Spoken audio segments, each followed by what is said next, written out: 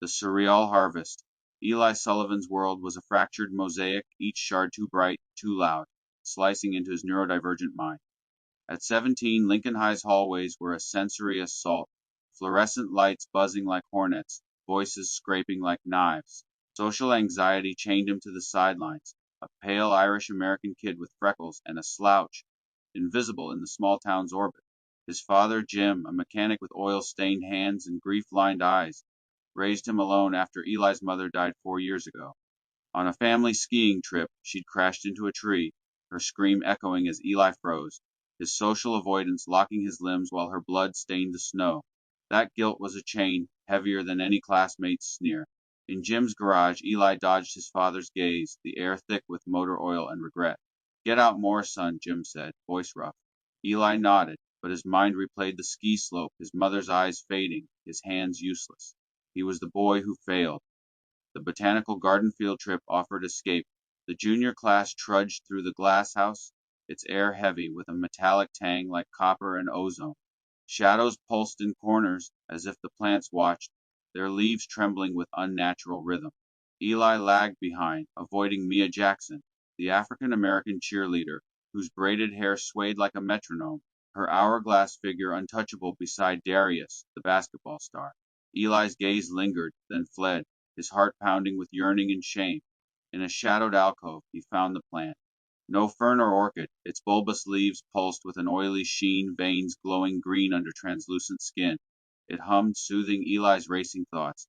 He touched it, and a jolt surged through him, like a cosmic wire sparking.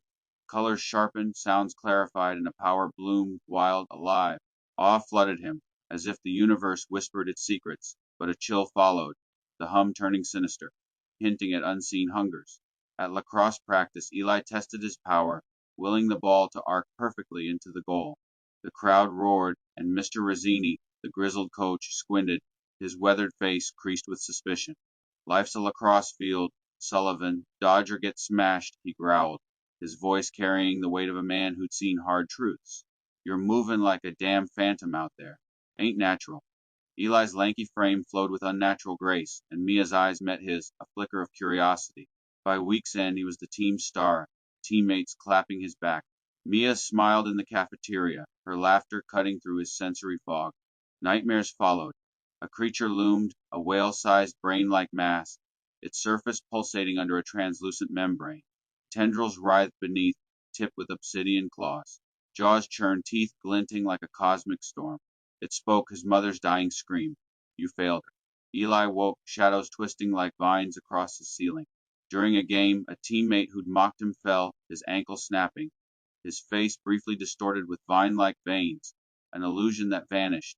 In the locker room, Eli glimpsed a tendril in the steam, the air humming with that metallic tang.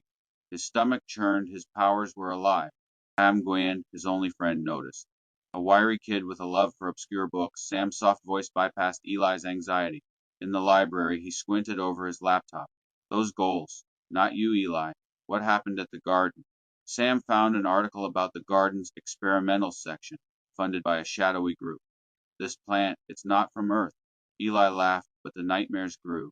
Shadows flickered with tendrils, and a psychic hum haunted the gym. In history class, a student froze, eyes blank, muttering about eyes in the sky before collapsing, her skin faintly green. The janitor attacked another student, his face vacant, driven by an unseen force. At a school talent show, Mia demonstrated judo, flipping a volunteer with graceful precision, her strength a quiet marvel. Afterwards, she found Eli outside, rain soaking his hoodie. You're different, Eli, she said, her judo confidence softened. You see me, not just the cheerleader.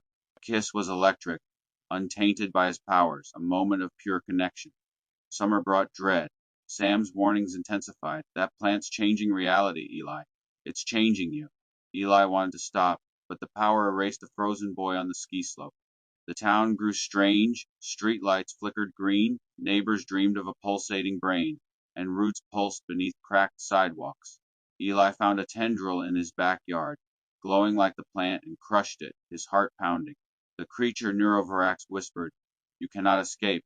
At school, a teacher's lesson trailed into alien gibberish, her eyes glazed. Eli's nightmares bled into daylight, tendrils flickering in mirrors.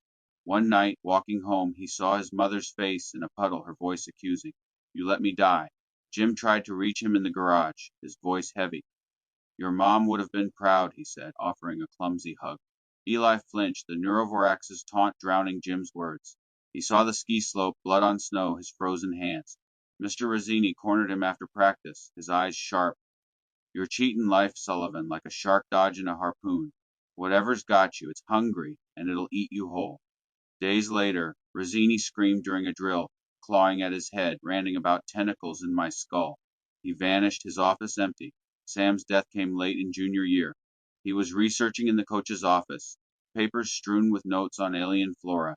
Eli felt a psychic hum, the air thick with that metallic tang. Across Lincoln High, teachers and students froze, their eyes vacant, moving like zombies summoned from another world. Miss Carter abandoned her chalkboard. The janitor dropped his mop, and 3 jocks left the locker room, all converging on the gym in a trance, their steps jerky, faces blank. Eli ran, finding Sam under the bleachers, surrounded by the group, driven by the neurovorax's psionic control. Sam screamed, Eli, it's the plant.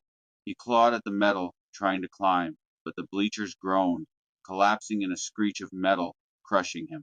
Blood bloomed like the plant's veins, and Eli's powers flared uselessly. Sam was gone, guilt consumed Eli. He stopped using his powers, locking himself in his room. Without them, his lacrosse skills faded, his scholarship vanished, and his body reverted to its scrawny state. Mia drifted away, her voice soft. I love you, Eli, but you're shutting me out. Eli was the boy who froze, who let people die. Senior year arrived, and prom loomed. Eli stood in his tux, staring at his reflection, pale and nobody. Jim tried again, his voice cracking. You're enough, son. Eli flinched, the neurovorax whispering.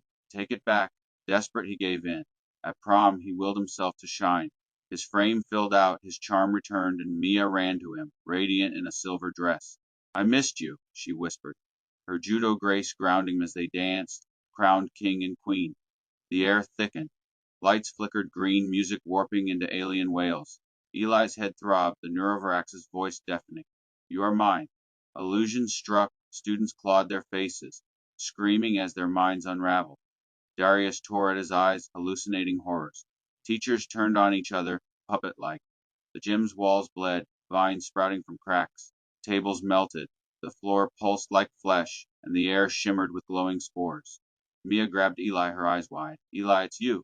The plant gave you these powers. It's killing them. Her voice broke, love and horror mixing. You have to stop, please. The neurovorax emerged, a whale-sized brain, its surface pulsating, tendrils lashing like a squid's arms, claws glinting. Its jaws churned, a cosmic maw. The gym became a jungle, tendrils dragging victims into the maw. Classmates transformed, skin splitting into pulsating roots, screams a chorus of alien despair. Mia fought, using judo throws to twist a tendril, grappling another to free a trapped student. Eli, fight it, she pleaded, her braids whipping. Another tendril coiled around her, lifting her toward the jaws. You're not this monster, she cried, her voice raw with love. Eli saw his mother's face in the neurovorax's brain, her voice taunting. You froze then. You freeze now. He realized the truth. The neurovorax was his guilt, his fear, the boy who froze. Every power use had fed it, reshaping reality into a nightmare. I'm sorry, Mia, he whispered, tears streaming. He tried to undo it, willing the creature away, but it was too strong. The ceiling cracked, revealing a sky of glowing spores, a cosmic wound, its scale overwhelming. The neurovorax's voice thundered. You built me, Eli. You are me. Mia's eyes met his, love fading to terror as the jaws closed around her. Her scream faded and Eli felt the neurovorax's voice his own. You failed. Tendrils wrapped him, claws digging in. He saw his mother's face again, her eyes accusing. I tried, he sobbed, but the jaws opened and darkness swallowed him. In Lincoln, the botanical garden bloomed anew. Roots pulsed beneath the streets, tendrils whispering in the dark. A new student, a quiet girl with curious eyes, wandered into the glass house, drawn by the plant's glow. She reached out, fingers trembling, and touched its leaves. The hum began, a promise of power, a hunger waiting. In this quiet town, the cycle turned, a harvest sown in shadows, reaping souls for a cosmic tide.